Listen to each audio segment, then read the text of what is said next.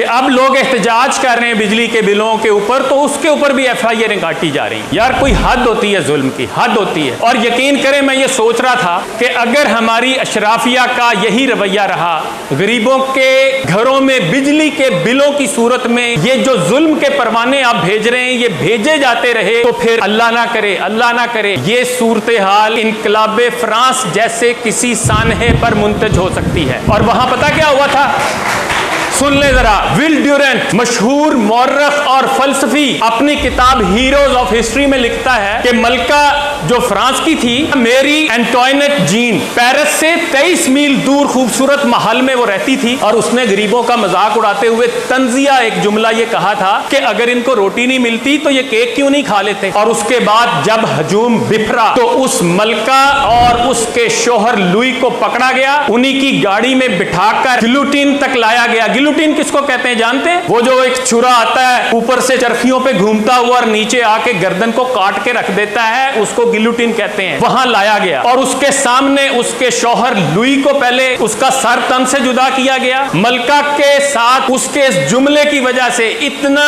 गुबार था लोगों के अंदर कि उसको मजबूर किया गया कि वो अपने कपड़े अपने पहरेदारों के सामने तब्दील करे। वो मातमी लिबास पहनना चाहती थी, उसे इसकी इजाजत नहीं दी गई। उसके हाथ पीछे बांधे गए, उसके बाल मूंड दिए गए और उसको एक घास ले जाने वाले के ऊपर बिठाकर साथ जल्लाद बैठा और उसको सरेआम डराया गया। 16 अक्टूबर 1793 को 12:15 पर जब उसको गिलोटिन के नीचे लटाया जाने लगा तो उसने कहा, मुझे माफ कर दो, मैंने ये जुमला जानबूझकर नहीं कहा था। लेकिन उसके माफी नहीं मिली, उसका सर तन से जुदा हुआ, उसको एक ऐसे गुमनाम खड़े में फेंका गया जिसका कोई नामो निशान नहीं मिला, क्योंकि कब्रिस्तान भर चुके थे। इनकलाबी जो लोग थे वो मारे जा चुके थे लाखों की तादाद में। और उसके बाद उसके सर का फुटबॉल बनाया गया। कई घंटे तक लोग उसके सर से फुटबॉल खेलते रहे। और यही नहीं, एक और किरदार था जनरल रोहान का। उसको बादशाह ने जिम्मेदारी दी थी कि इनकलाबियों को कुचलो, और उसने जब लोगों को पकड़ा और जब वो मौत के घाट उतारने लगता तो लोग जिंदगी की भीख मांगते, तो आगे से कहता, एहतजाज क्यों करते हो? लोग कहते हैं हम 10-10 दिन से भूखे हैं, हमारे पास खाने को कुछ नहीं, हम इसलिए एहतजाज करते हैं। तो उसने आगे से कहा